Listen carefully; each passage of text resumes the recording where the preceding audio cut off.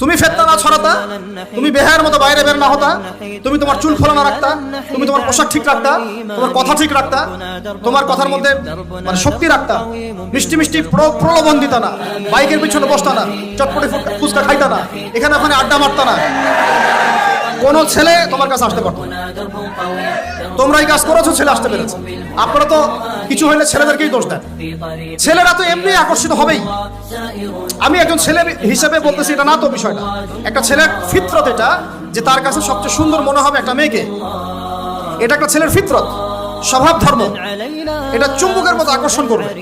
আর এর উপর যখন আপনি এটাকে ফ্রি অ্যাক্সেস করে দিবেন, লাইসেন্স করে দিবেন, বেপরদায় বের হবে, গায়ের জামা কাপড় ঠিক নাই, হ্যাঁ, তারপর কথাবার্তা মিষ্টি মিষ্টি প্রলোভিত টানতেছে, সিডিউস করতেছে, তখন তো একটা ছেলে মানে মিসগাইডেড হতেই পারে, স্বাভাবিক। ছেলেরও দোষ আছে, কিন্তু অবশ্যই এখানে মেয়েরও দোষ আছে।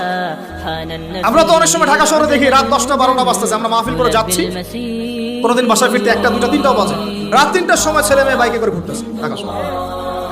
ওই মেয়েটার কি বাসায় বাবা নাই, ভাই নাই, কোনো স্বামী বা কেউ নাই, মাহরম কেউ নাই? আমরা সুযোগ দিচ্ছি বলেই তো আমাদের ঘর পর্যন্ত ঢুকতে পারছে।